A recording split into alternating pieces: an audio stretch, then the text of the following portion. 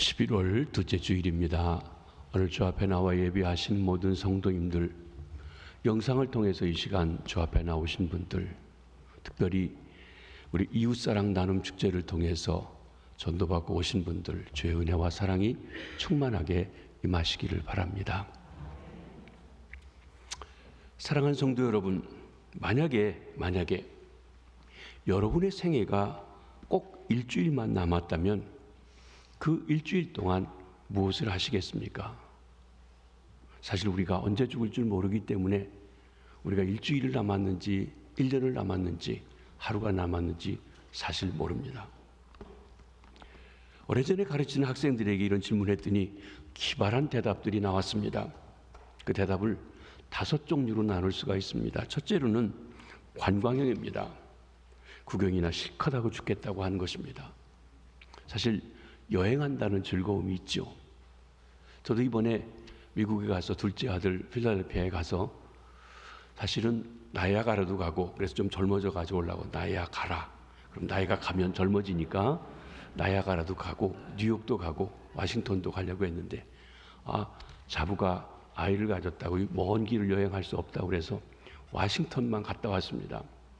사실 워싱턴 시청을 바라보고 또 워싱턴 모뉴멘트와 링컨 그 기념관이 있는데 이렇게 보면서 제가 미국 31년을 살아서 처음 갔습니다.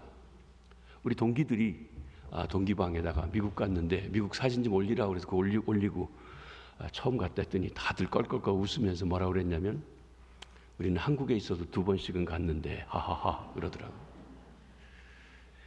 예, 구경하는 것, 보고 싶은 것, 못 본 것 보고 싶을 수 있습니다. 두 번째는 철학형입니다. 한 그루에 사과나무를 심겠다고 합니다. 스피노자가 그랬나요? 내일 지구의 종말이 온다 할지라도 오늘 나는 사과나무를 심겠다. 즉 일상대로 그대로 살겠다. 그런 말이기도 하겠죠. 셋째로는 로만티스트형입니다. 연애나 실컷 하고 죽겠다는 것입니다. 넷째로는 망각형입니다. 술 취해서 다 잊어버리겠다. 마지막 5번째로는 식사형인데 먹고 싶은 것, 맛있는 것 실컷 먹고 죽겠다. 여러분은 어떤 형에 속하십니까? 근데 우리 주님은 그의 생애 마지막 한 주간을 어떻게 지내셨습니까? 그 한 주간을 우리는 고난주간이라고 부릅니다. 예수님께서 괄목할 만한 일을 2가지를 하셨습니다. 하나는 하나님 말씀을 가르치신 것이고 또 하나는 기도하신 것입니다. 요한복음 14장부터 17장까지를 보면 소위 다락방의 담화라고 불리워지는 마지막 설교가 제자들에게 전해지고 주님의 기도가 나오고 있습니다. 이제 그 자리를 떠나서 겟세마네 동산에 가서 기도하시다 붙잡히실 그 순간에 주님이 하신 마지막 유언과 같은 이야기를 제자들에게 주신 것입니다. 그 설교의 핵심은 너희가 서로 사랑하면 이로써 모든 사람이 너희가 내 제자인 줄 알리라. 서로 사랑하면 그로써 너희가 내 제자인 줄 알리라. 우리가 말해서 내가 예수 믿는 사람이요 내가 제자요 라고가 아니라 서로 사랑함으로 하나가 됨으로 예수님의 제자인 걸 드러내게 된다고 말씀하신 것입니다. 그리고 마지막 밤은 우리가 잘 아는 대로 겟세마네 동산에 올라가셔서 기도하셨습니다. 십자가를 지기 위한 기도를 하셨지만 그 기도 가운데 제자들을 위한 기도가 유난히 길었습니다. 그 기도의 내용 중에 가장 중심이 되는 것은 아버지여 우리가 하나 된 것 같이 제자들도 하나 되게 해 주시옵소서 하는 것입니다. 아버지와 아들과 성령이 하나 되어서 역사하신 삼위일체 된 것처럼 제자들도 그리스도 안에서 성령 안에서 아버지 안에서 하나 되어서 주님 주의 역사를 이루게 해달라고 하는 기도이신 것입니다. 예수님께서 왜 하나됨을 강조하셨을까요? 예수님의 마지막 부탁과 최후의 소원을 한마디로 말한다면 세계복음화입니다. 너희는 내 증인이 되라고 말씀하셨습니다. 땅끝까지 증인이 되라. 예루살렘, 온 유대, 사마리아 땅끝까지 내 증인이 되어달라. 그런데 이 세계복음화의 주체는 예수 믿는 사람들, 예수님의 제자들이 감당해야 할 일입니다.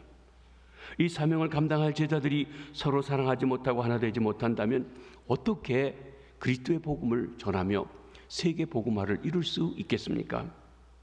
주 안에서 형제들이 하나 된다고 하는 것, 사명을 바로 감당하기 위해서 꼭 필요한 일이라고 할 것입니다. 이런 시각에서 사도 바울은 로마 교회 갈등 문제를 어떻게 해결하려는지 살펴보는 것이 중요한 것입니다. 우리는 지난 2주, 오늘까지 3주 동안 그 문제를 보고 있습니다. 로마 교회 문제는 교리적인 문제, 복음의 문제, 본질적인 문제가 아니라 먹는 문제, 고기를 먹느냐, 채식만 하느냐 하는 문제라고 했습니다. 윤리적인 문제입니다. 서로 의견이 다른 것에 대한 문제이기도 했습니다. 교회 내 갈등을 하기 위해서 사도 바울은 먼저 나하고 의견이 다른, 나하고 관심이 다른 사람들을 비난하거나 업신여기지 말라고 했습니다. 첫 번째 주일 말씀드렸습니다. 지난 주일 말씀은 믿음이 강한 자가 약한 자들이 넘어지지 않도록 그렇게 돌봐야 된다 했습니다. 마치 어른들이 어린아이 넘어지지 않도록 배려하고 치우고 하듯이 말이죠. 근데 오늘 말씀은 좀 더 적극적으로 그 형제를 기쁘게 해라. 내가 원하는 대로, 너 좋은 대로, 너 기쁜 대로 하지 말고 믿음이 약한 사람을 기쁘게 하기 위해서 오히려 그 약점을 대신 담당하는 일을 해라 하고 말씀하십니다. 그것이 주님이 살아가신 삶의 길이고 십자가의 길이라고 말씀하신 것입니다. 먼저 이웃을 기쁘게 하라고 하십니다. 강한 자, 믿음이 강한 자, 오래 믿은 자, 중한 직분이 있는 자, 교회 먼저 나온 사람들이 약한 자의 약점을 담당하라고 하는 것입니다. 본문 1절 말씀을 보십니다. 믿음이 강한 우리는 마땅히 믿음이 약한 자의 약점을 담당하고 자기를 기쁘게 하지 아니할 것이라. 믿음이 강한 우리는 마땅히, 교회 안에는 믿음이 강한 자와 믿음이 약한 자가 있게 마련입니다. 여러분 집안에서도 믿음이 강한 자와 약한 자가 있습니다. 한국은 유교적이어서 나이 많은 사람이 어른 강한 자라고 생각합니다. 직분이 높은 사람이 강한 자라고만 생각합니다. 여러분, 특별히 혼자 예수 믿으신 여러분들이 믿음이 강한 자입니다. 먼저 믿은 사람이 그 일을 담당하라고 하는 것이에요. 그리고 지금 여러분들이 교회에 먼저 나왔다면, 오래 믿었다면, 중한 직분을 맡았다면 여러분들이 약한 자의 믿음을 담당할 강한 자에 해당한다는 것입니다. 믿음이 강한 자들만 모인 교회는 세상에 하나도 없습니다. 언제든지 강한 자와 약한 자가 함께 어울려져 있게 됩니다. 그러면 무엇을 보고 우리는 믿음이 강하다, 믿음이 약하다 평가할 수 있습니까? 교회를 얼마나 열심히 다니느냐, 주일을 빠지지 않고 오느냐, 주중에도 예배로 오느냐, 새벽기도도 오느냐, 기도 생활은 얼마나 하느냐, 하나님 나라를 위해서 얼마만큼이나 시간과 재물을 바쳐 헌신하느냐, 믿음의 정도를 측정할 수 있는 것이라고 할 것입니다. 이 같은 것들이 신앙을 평가하는 중요한 기준이 되기도 합니다. 우리가 임직을 할 때 보면 저 사람은 뭐 신앙도 별거 아닌데 어떻게 저 사람은 되고 난 안 됐냐, 이런 얘기들을 하십니다. 사실 저희 목회팀에서는 나름대로 객관적인 데이터를 많이 준비했습니다. 출석은 얼마나 했느냐, 주중 예배는 얼마나 나오느냐, 새벽기도 나오느냐, 11조 하느냐, 다른 헌금은 어떻게 하느냐, 절기 헌금은 어떻게 하느냐, 봉사는 어떻게 하느냐, 어느 부서에서 일하느냐, 다 정리해가지고 데이터를 가지고 객관적으로 드리면 그걸 보고 또 다른 여러 가지 관계를 보신 점에서 평가하고 뽑아서 직분을 세우고 하는 일들도 하게 되는 것입니다. 그런데 오늘 본문에 보면 전혀 다른 기준을 여기 제시하고 있습니다. 그것은 교회 안에서 인간관계를 얼마나 성숙하게 잘하고 있는가, 믿음의 정도를 판단해야 한다는 것입니다. 다시 말하면 교회 안에서 약한 형제를 얼마나 잘 돌보며 감싸주는가 하는 것을 보고 그 사람이 믿음이 강한 자인지 약한 자인지 판단할 수 있다고 하는 것입니다. 특별히 흠이 많고 실수가 잘하는 형제를 어떤 태도로 대하느냐에 따라서 믿음이 강한지 믿음이 약한지 진단할 수 있다는 것입니다. 약한 형제를 판단하지 않고 그의 주장이나 생각을 넓은 마음으로, 아직 신앙이 어리니까, 아직 교회 생활이 익숙하지 않아서 그렇지 하고 포용하고 이해해 주는 사람입니까? 그렇다면 그는 매우 믿음이 강한 사람입니다. 약한 형제가 걸려 넘어질 것을 염려하여 마시고 싶은 것도 마시지 않고 먹고 싶은 것도 마시지 않고 갈 곳을 금지하고 그리고 형제에게 거치는 돌이 되지 않으려고 애를 쓰십니까? 그렇다면 그는 매우 강한 믿음을 가진 사람이 됩니다. 이 점에 대해서 우리는 돌아보는 시간이 필요합니다. 나는 나 좋으면 됐지, 나만 좋으면 됐지, 내가 하고 싶으니까 하지, 그렇게 생각합니까? 법적으로 틀리지 않다고만 주장하십니까? 아니면 정말 믿음이 약한 자를 배려하는 마음이 우리에게 있으십니까? 사도 바울은 자기를 믿음이 강한 자로 보았습니다. 1절에 보면 믿음이 강한 우리는 이라고 말합니다. 우리라고 한 말씀엔 자기를 포함합니다. 자기도 믿음이 강한 자에 속합니다. 로마 교회 상황에서 본다고 하면 나도 우상에게 들여져 나온 그 고기를 먹을 수가 있다. 하나님 외에 우상은 없고 음식이라는 건 중성이니까 내가 기도하고 먹을 수 있다. 그렇게 얘기하는 겁니다. 여기 강한 자라고 자신을 얘기합니다. 그 자신이 믿음이 약한 자라고 말하지 않았습니다. 믿음이 약한 형제를 위해서 할 수 있는 대로 최선을 다하고 그들이 그리스도 안에서 바로 세워지도록 하기 위해서 필요한 사역을 하는데 부끄러움이 없다고 생각하기 때문에 자신을 믿음이 강한 자라고 말하고 있습니다. 사랑하는 성도 여러분, 오래 믿은 성도 여러분, 특별히 중직을 가진 여러분, 진정한 믿음이 강한 자들이 되시기를 바랍니다. 그러면 믿음이 강한 자는 어느 정도로 믿음이 약한 자를 위해 주어야 할까요? 1절에 믿음 약한 자의 약점을 담당하고 라고 하는 말은 나옵니다. 여기 담당한다는 말이에요. 이 담당한다는 말은 짊어진다, 내 것으로 받아들인다 하는 것입니다. 이 말씀을 우린 구약성경 이사야서 53장을 통해서 볼 수 있습니다. 거기 4절에 보면 그는 실로 우리의 질고를 지고 우리의 슬픔을 당하였거늘 했습니다. 이것은 훗날 예수님에게 적용되는 말씀이죠. 그리스도가 하나님의 종이 자기의 문제를 가지고가 아니라 남의 죄짐, 남의 슬픔, 남의 질병을 대신 짊어지는 일이라는 것입니다. 또 6절에 보면 우리 모두의 죄악을 그에게 담당시키셨도다. 우리의 죄, 그 죄 때문에 형벌받아야 할 죄, 그것을 대신 짊어지셨다는 거예요. 예수님께서 우리의 모든 허물을 대신 뒤집어 쓰시고 그 모든 허물을 인하여 하나님의 진노를 대신 받으셨다는 것을 일컬어 담당했다, 짊어지셨다 했습니다. 여러분, 예수님의 십자가를 오늘날 우리 법리의 논리에 의해서 예수님이 그런 일을 당하셔야 할 이유가 무엇이냐? 없습니다. 억울합니다. 그런데 주님은 그걸 담당하셨어요. 왜? 약한 우리, 죄된 우리, 하나님 앞에 설 수 없는 우리를 하나님 앞에 세우기 위해서 대신 짊어지신 것입니다. 믿음이 강한 자가 약한 자의 약점을 대신 짊어지라고 하는 게 그런 의미입니다. 먼저 믿은 부인이 믿음이 약한 남편을 대신 짊어지는 그 일이기도 합니다. 그렇습니다. 우리도 교회 안에서 약한 형제들의 약점을 비판하고 업신여길 것만 아니라 그 약점을 바로 나의 약점으로 하고 그것을 보충해 주기 위해서, 그것을 세워주기 위해서 내가 그것을 마치 내 것인 것처럼 짊어지고 나가는 데까지 가야 한다는 것입니다. 여기서 마땅이란 말이 나옵니다. 하고 싶으면 하고 말고 싶으면 말아도 된다는 것이 아니에요. 반드시 그렇게 해야 된다는 것입니다. 그것이 성숙한 그리스도인이요 제자의 삶입니다. 하나님께서 우리에게 요구하시는 수준이 만큼 높습니다. 내가 예수 믿고 구원받았다, 아멘 할렐루야, 난 오늘 죽어도 천당 간다, 아멘 할렐루야, 그게 아니라 정말 그리스도께서 원하시는 그 삶을 실천하는 데까지 나아가기를 원하신다는 것입니다. 그러기 위해서는 자기를 기쁘게 하지 말아야 한다고 했습니다. 이웃의 약점을 나의 약점으로 알고 짊어지기 원하는 사람은 희생의 대가를 지불해야 된다고 했습니다. 그리고 그 희생의 대가가 1절 하반절에 자기를 기쁘게 하지 아니할 것이라. 우리는 늘 나 중심이에요. 내가 이익이 되냐, 내가 기쁘냐, 내가 불편하냐, 내가 편하냐, 이게 기준이에요. 그런데 내가 기쁜 것이 기준이 아니라 상대방이, 약한 사람이 기준이 되도록 해야 된다고 하십니다. 이웃을 기쁘게 하고 자기를 기쁘게 할 생각은 하지 말라는 것입니다. 그래야만 약한 형제의 약점을 짊어질 수 있습니다. 이것 또한 대단한 희생이 아닐 수가 없습니다. 세 번째로는 선을 이루고 덕을 세우도록 했습니다.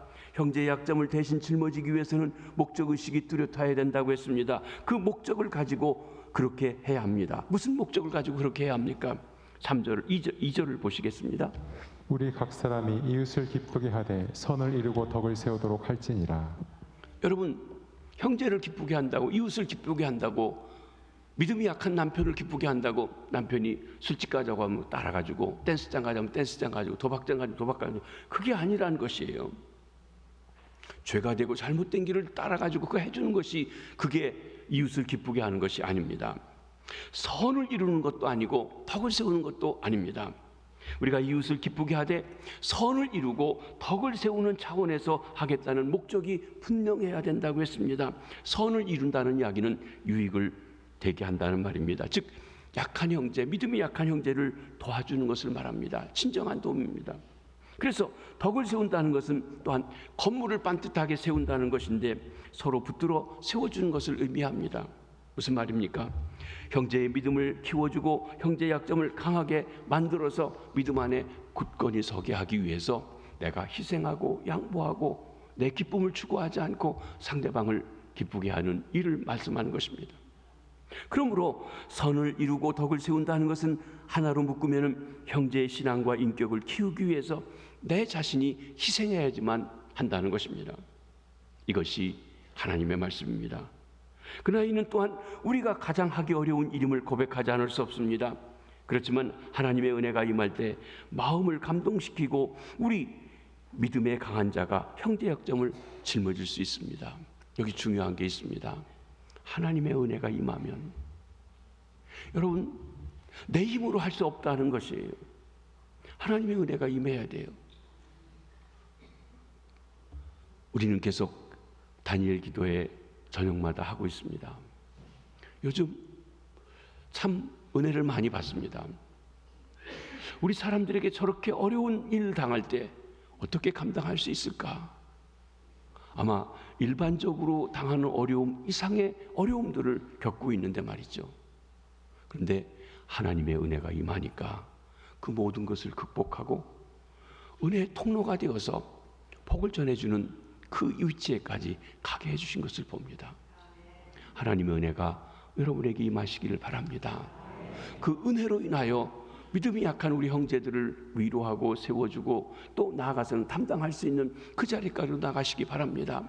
그래서 여러분의 삶에, 여러분의 가정에, 우리 교회 진정한 천국이 이루어지는 놀라운 역사가 있게 되기를 바랍니다. 그러면 우리를 감동시킬 수 있는 강한 동기는 어디서 올까요? 그리스도의 모범입니다. 우리 주님의 발자취입니다. 3절을 보시겠습니다. 그리스도께서도 자기를 기쁘게 하지 아니하셨나니 기록된 바 주를 비방하는 자들의 비방이 내게 미쳤나이다 함과 같으니라. 우리가 주님으로 믿고 왕으로 믿는 그분이 자기를 기뻐하는 삶을 살지 않으셨다는 것입니다. 예수님은 자기를 기쁘게 하지 않으시고 저와 여러분, 우리 보잘것없는, 우리 연약한, 우리 죄된 우리를 위해서 희생하셨습니다. 예수님이 세상에 오셔서 활동하실 때 자기를 기쁘게 위해서 하신 일은 없습니다. 우리 모두를 기쁘게 하기 위해서 그분은 희생당하시고 아픔을 당하시고 부끄러움을 당하셨습니다. 그러면 우리가 예수님을 바로 알고 그 놀라운 은혜의 감동을 받으면 아무리 불가능해 보이는 일도 할 수 있다는 것입니다.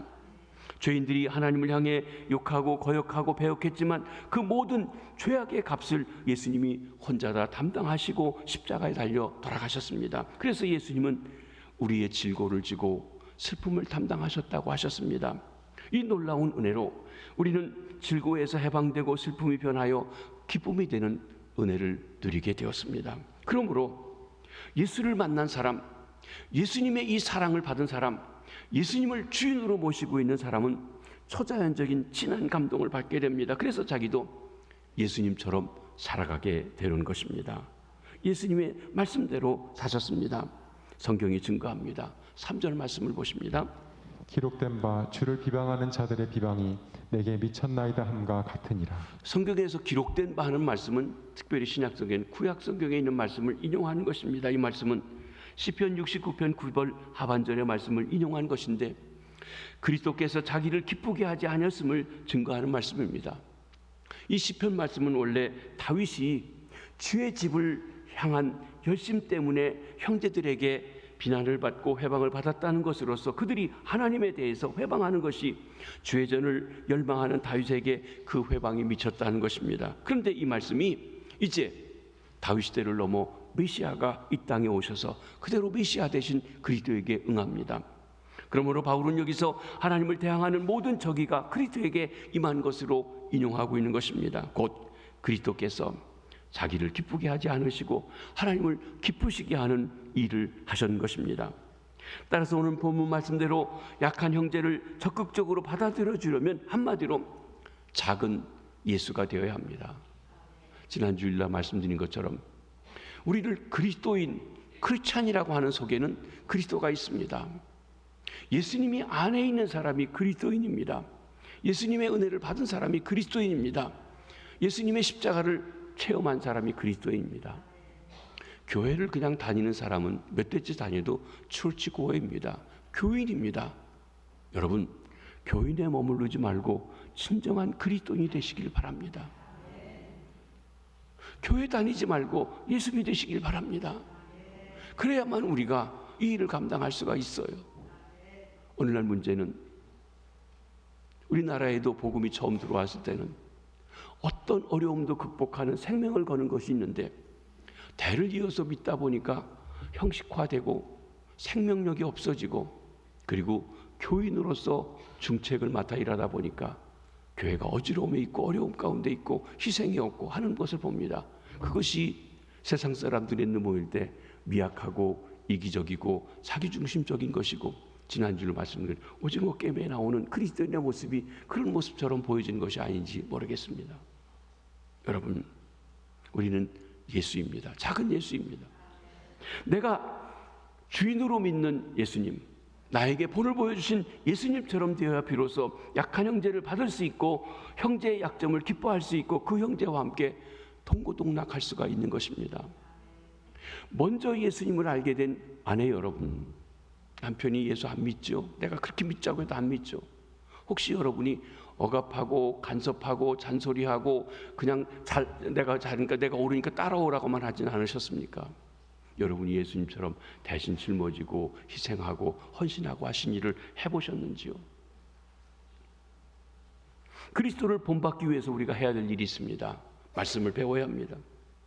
어떻게 하면 우리가 예수님을 닮는 수준까지 이룰 수 있을까요? 어떻게 하면 성령의 열매인 예수님의 품성이, 예수님의 성품이 나의 인격을 통해서 흘러넘치게 할 수 있을까요?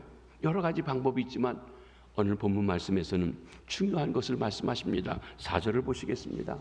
무엇이든지 전에 기록된 바는 우리의 교훈을 위하여 기록된 것이니 전에 기록된 것, 하나님의 말씀입니다. 예. 우리로 하여금 인내로 또는 성경의 위로로 소망을 가지게 함입니다. 성경 말씀이 우리를 교훈하기 위하여 기록되었다고 했습니다. 이 말씀의 핵심은 우리가 형제의 약점을 담당하는 수준까지 자라가려면 하나님의 뜻이 어디 있는지, 하나님의 말씀이 무엇인지 공부해야 합니다. 여러분, 오래 신앙생활 하셨습니까? 덮어놓고 예수 믿으면 안 됩니다. 성경을 열어서 읽으면서 배우면서 공부하셔야, 신앙생활 하셔야 돼요. 그냥 여러분의 짐작으로 하나님이 이렇다 하시지 말고 하나님 말씀을 펴서 말씀이 뭐라고 하는지를 들어보시고 그 말씀대로 신앙생활 하셔야 돼요. 저는 우리 교회에서 이 코로나 기간 동안 많은 분들이 성경 통독을 하며 한 번 하시고 두 번 하시고 세 번 하시고 하시면서 말씀을 가까이 하는 것 감사합니다. 오히려 개인적으로 하나님과 가까워질 수 있는 그런 시간을 갖게 되신 것 감사합니다. 말씀을 가까이 하지 않고 말씀을 통하지 않고 하나님을 알고 하나님의 뜻을 알고 이 일을 감당할 수 있는 능력을 힘는 길이 불가능합니다. 그렇기 때문에 우리는 부지런히 말씀 보아야 합니다. 여러분, 오래 예수 믿었는데 성경을 몇 번이나 보셨습니까?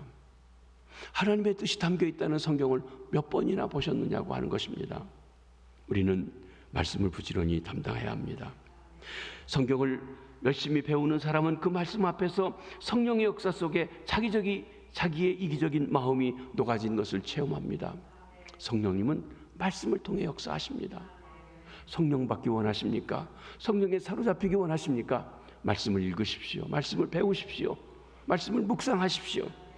예수님이 다스리시는 심령으로 바뀌어진 것을 봅니다. 예수님의 마음이 내 마음이 되는 것을 매일 새롭게 느끼게 하실 것입니다. 우리가 성경 말씀을 통하여 교훈과 책망과 바르게 함과 의로 교육함을 받는 이유가 무엇입니까? 하나님의 말씀을 읽을 때 무엇을 해야 할지 깨닫게 하십니다. 잘못된 걸 책망해 주십니다. 삐뚤어진 걸 바르게 해 주십니다. 하나님의 의를 입혀 주십니다. 그렇게 해서 우리를 어떻게 하는 것입니까? 그리스도의 장성한 분량에 이르기까지, 온전한 데 이르기까지 자라가려는 것입니다. 여러분, 갓 태어난 어린아이도 생명입니다. 그런데 10년을 믿고 20년을 믿고 2대째 믿고 3대째 믿어도 어린아이 같은 신앙이 있다면 자라지 않은 것이에요. 때로는 우리가 이 어린아이 같은 신앙으로 문제를 일으키는 분들이 꽤 많이 계십니다. 창성해야 됩니다. 내 직분에 맞는 믿음을 가져야 합니다. 내 신앙 연조에 맞는 그런 인격을 가져야 합니다. 그러기 위해서 우리가 주님 앞에 나가야 합니다. 나아가 우리가 성경 공부를 하면 예수 그리스도를 배우게 되는 동시에 예수님의 꿈이, 예수님의 비전이 무엇인지 알게 됩니다. 우리가 찬송합니다.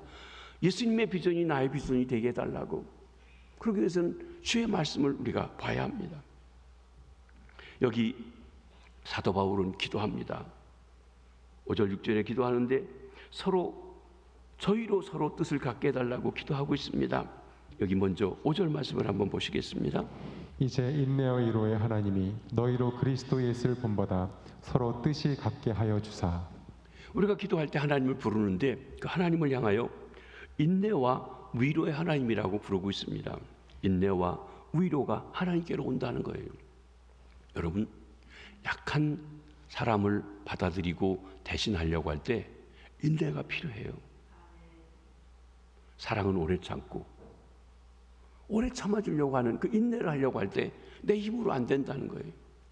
인내의 하나님이 인내를 주셔야 되고, 그때 오히려 믿음이 강한 우리도 상처받고 힘들어요. 그것을 감당하고 위로해 주시는 위로의 하나님이 위로가 필요한 것입니다. 인내와 위로의 하나님이라고 하면 하나님께서 인내와 위로의 근원자시요 창시자임을 말씀해 주십니다.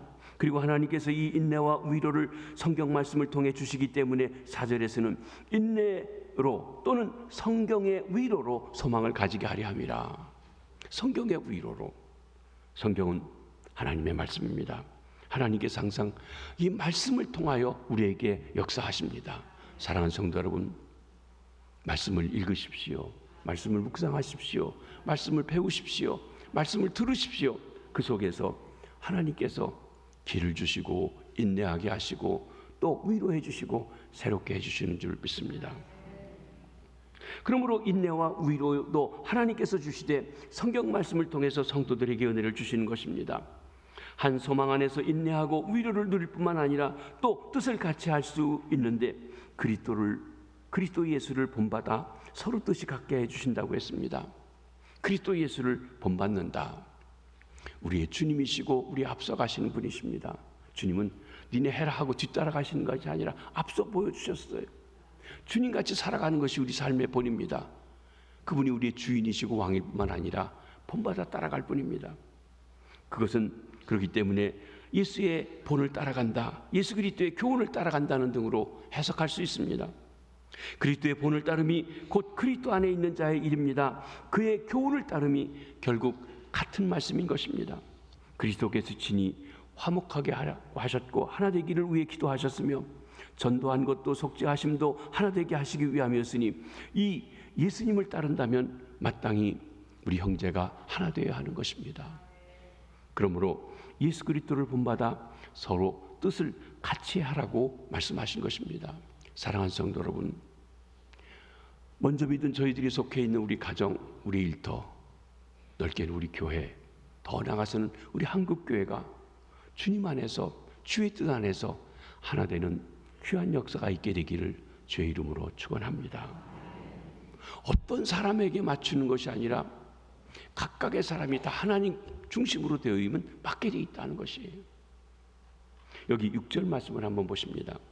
한 마음과 한 입으로 하나님 곧 우리 주 예수 그리스도의 아버지께 영광을 돌리게 하려 하노라. 교회가 한 마음 한 뜻으로 뜻을 갖게 되면 화목하게 되고, 그러면 하나님이 영광을 받으시고 성도들이 칭찬을 받게 됩니다. 거꾸로 교회가 다투고 싸우고 한마음이 안 두고 별것도 아닌 거 가지고 치고받고 하게 되면 세상 사람들이 손가락질하고 욕하고 하나님이 모욕을 받으신다는 말씀입니다. 교회 일치가 없이는 하나님께 영광을 돌리지 못합니다. 교회가 하나님께 영광을 돌리기 위해서 교회는 항상 뜻을 같이 하여 한 마음 한 입으로 같이 찬송하고 같이 기도하고 같이 말씀을 받아야 합니다. 그렇게 하면 항상 강한 자가 약한 자를 포용하고 약한 자를 담당하는 일을 해야 한다는 것입니다. 강한 자들이, 믿음이 강한 자들이 그 일을 담당해 줘야 합니다. 이러한 덕을 세울 때 교회는 항상 화평하며 하나님의 영광을 드러내게 됩니다. 하나님께 영광을 돌린다는 것은 하나님을 찬양한다는 것, 그 이름을 높이 드러낸다는 것을 말씀합니다. 우리 교회가 그런 교회 되기 위해서 하나 되고 하나님을 기쁘시게 할 수 있게 되기를 주의 이름으로 부탁합니다. 두 번째로 서로 받아들이라고 했습니다. 7절 말씀을 보십니다. 그러므로 그리스도께서 우리를 받아 하나님께 영광을 돌리신 것 같이 너희도 서로 받으라. 그리스도께서 우리를 받으심 같이, 그래서 하나님께 영광 돌림 같이 너희도 받으라. 우리 모범이 그리스도께서 우리를 받으심입니다. 그리스도께서 우리를 받아 하나님께 영광을 돌리심은 우리 죄인들을 구속하심으로 하나님께서 죄인을 구속하시려는 거룩한 뜻을 이루어서 하나님을 기쁘시게 하신 것을 말씀합니다. 그리스도께서 강한 자나 약한 자나 할 것 없이 다 받으셨는데 이로 인하여 구원받은 자들이 서로 포용하지 못해서야 되겠느냐 하는 것입니다. 그러므로 그리스도께서 우리 죄인들을 받아 하나님께 영광 돌리신 것처럼 성도들도 서로 받아서 교회 화평이 크게 드러나게 하여 하나님께 영광을 돌리라 말씀하신 것입니다. 주님은 이방인과 유대인이 함께 하나님을 찬양하기를 원하십니다. 오늘날은 다양한 인종들이 많이 있지만 이 당시 성경 안에서 본 가장 큰 그룹이 로마 교회도 그랬듯이 유대인과 이방인입니다. 로마 교회 갈등이 유대인 그리스도인 신자와 이방인 그리스도인 신자가 한 교회에서 오는 갈등 문제라고 했습니다. 그리스도는 유대인들을 위해서 할례의 추종자가 되셨다고 말씀하셨어요. 무슨 말씀입니까? 우리 주님 예수께서 가지신 꿈은 교회 내 약한 자와 강한 자가 하나 되는 것뿐만 아니라 유대인이나 이방인이 하나 되는 것입니다. 세계가 하나 되는 것입니다. 모든 인종이 하나 되는 것입니다. 하늘과 땅에 있는 모든 것들이 그리스도를 통하여 하나 되게 하는 것, 통일되게 하는 것, 그것이 하나님의 계획이십니다. 이것을 위하여 하나님께서는 먼저 유대인을 택하여서 세상 모든 사람들을 위한 복음의 증거자로 택해 주셨습니다. 저와 여러분을 먼저 예수 믿게 해서 택해 주셔서 우리 민족을 위한, 세계 민족을 위한 복음의 증거자로 우리를 세워주셨다는 것입니다. 안 믿는 사람들을 위해서. 그런데 유대인들은 자기들이 먼저 택함 받은 걸 특권이라고 생각했습니다. 오늘날 우리 먼저 믿은 사람들은 내가 예수 믿는 거 특권이고 내가 잘나서 그렇다고 특권으로 생각합니다. 사실은 의무입니다. 빚진 자입니다. 다른 사람을 구원하는 데 쓰임 받도록 우리를 먼저 해주신 것이라는 것입니다. 예수님은 유대인들로 하여금 예수를 증거하는 복음의 사역자가 되기 위해서 할례의 추종자가 되셨다고 말합니다. 무슨 말입니까? 8절을 먼저 보십니다. 내가 말하노니 그리스도께서 하나님의 진실하심을 위하여 할례의 추종자가 되셨으니 이는 조상들에게 주신 약속들을 견고하게 하시고. 여러분, 할례 받은 자 유대인이죠. 유대인이라는 말은 할례 받았다는 말이기도 합니다. 왜 그런가 하면 아브라함과 언약을 세우면서 내 언약이 내 자손들에게 이어가기 위해서 너는 반드시 난 지 8일 만에 할례를 받아야 된다고 했습니다. 이방인이 유대인이 된 길 할례 받으면 됩니다. 아무리 그 하나님을 알고 11조를 드리고 관심해도 할례 받지 않으면 이방인입니다. 고넬료 같은 사람이 하나님께 관심하고 구제됐고 칭찬받았지만 유대인이 아닙니다. 왜? 할례 받지 않았으니까. 그러니까 할례가 중요한 문제예요. 예수님께서는 유대인을 구원하시기 위해서 추종자, 서번트, 섬기는 자가 되셨다는 것입니다. 할례 받은 자들을 섬기셨습니다. 아니, 예수님 자신도 유대인으로 난 지 8일 만에 할례 받는 일을 스스로 하셨습니다. 유대인을 세계 앞에 복음전환으로 만들기 위해서입니다. 예수님께서 세상에 오셔서 유대인들 할례 받은 자들을 섬긴 자가 되셨다면 로마 교회 안에 있는 믿음이 강한 자들, 이방인 신자들이 유대인들을 할례받은 사람들이 그 나름대로 가지고 있는 믿음에 연약한 것을 무시하지 말고 담당해야 된다는 것을 말씀하는 것입니다. 섬기는 마음을 가지라고 하십니다. 그리스도의 긍휼하심으로 이방인들도 하나님을 찬송하게 하셨습니다. 9절입니다. 이방인들도 그 긍휼하심으로 말미암아 하나님께 영광을 돌리게 하려 하심이라. 그리스도의 십자가의 대속은 유대인들의 조상들에게 언약하신 그 약속을 신실하게 이행하신 역사이므로 하나님의 신실하심을 그대로 나타내서 하나님께 영광을 돌리는 것입니다. 이 약속은 유대인뿐만 아니라 천하 만민, 이방인들도 복을 받는 약속이니 이방인들도 구속받는 것입니다. 여러분이 이런 외형적으로 보면 저와 여러분들도 이 이방인에 속해요.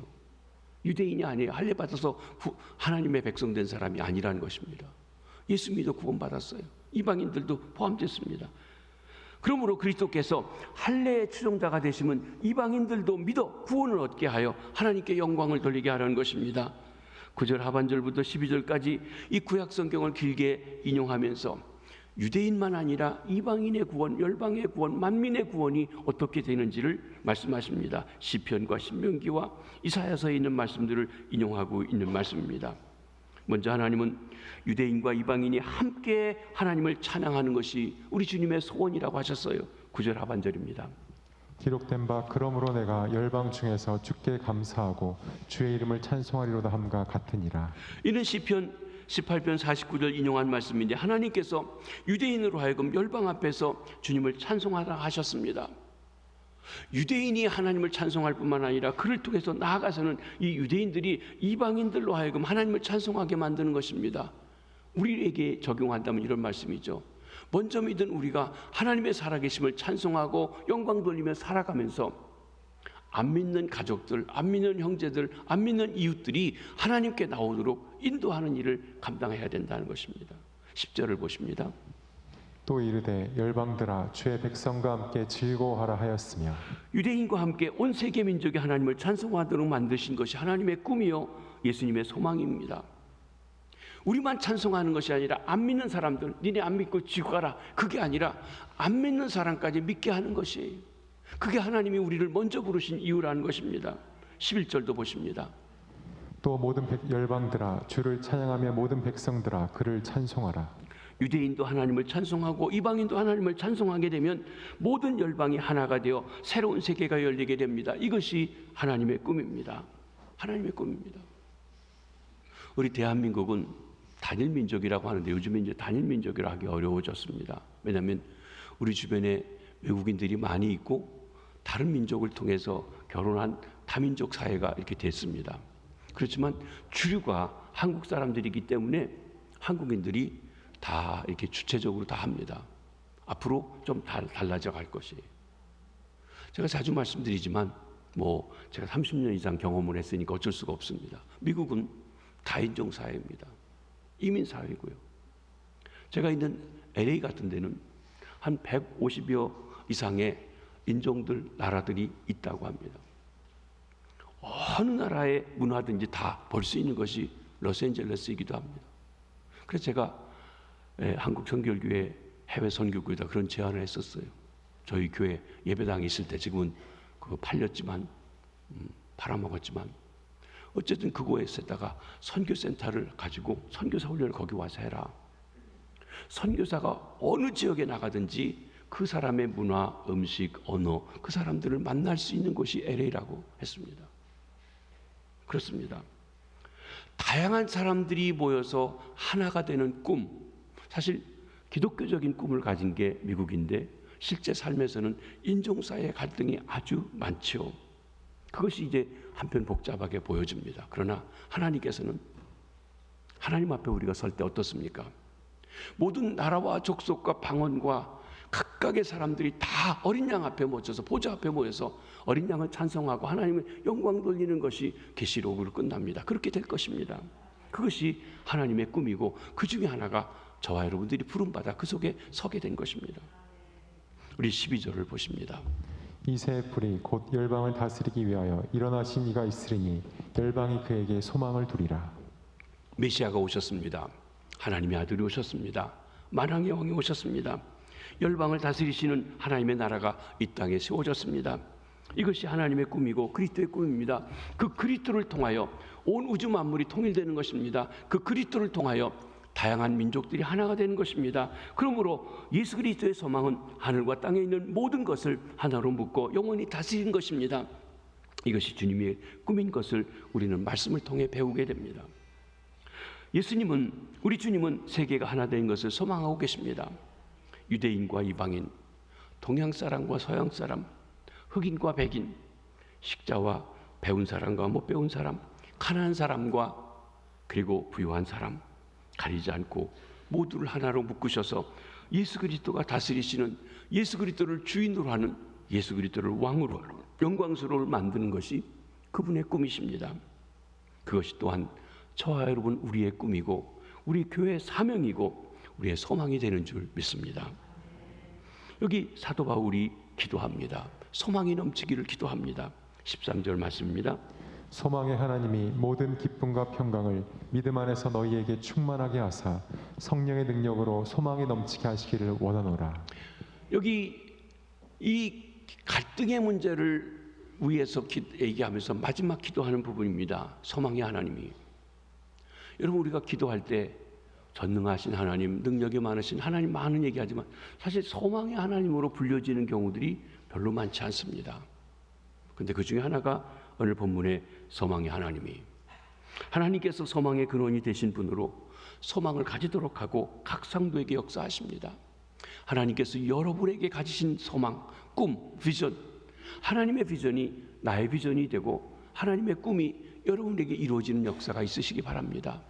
내 욕망의 꿈이 아니라 하나님이 나를 향한, 우리 교회를 향한, 우리 가정을 향한, 내 사업을 향한 그 꿈이 이루어지는 일입니다. 하나님께서 믿음을 통하여 모든 기쁨과 평강을 충만하게 하시고 성령의 능력으로 소망이 더욱 넘치게 하여 주시기를 기도하고 있는 것입니다. 이 소망은 교회가 하나 되며 나아가서 세계가 주 안에서 하나 되는 소망입니다.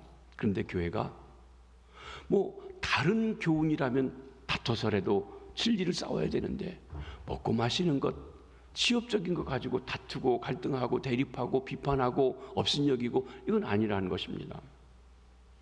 이 모든 일을 하나님께서 성령을 통해서 성도 각자의 마음 가운데 역사하여 주시는 것이기 때문에 그렇게 하여 주시기를 구하고 있습니다. 성령의 능력으로 이루어진다. 사랑하는 성도 여러분, 실력이 많고 돈이 있고 직책이 있고 재능이 있으면 더 크게 쓰일 수 있습니다. 그런데 그것이 성령님께 사로잡힐 때 하나님이 기뻐하시는 일이 되지 그 자체로는 때로는 갈등이 되고 문제가 될 수도 있어요. 우리가 실력을 키워야 합니다. 그러나 중요한 것은 성령님께 사로잡히는 것입니다. 그래서 예수님께서 천하 만국의 제자 되는 삶을 살라고 하실 때 뭐라고 했습니까?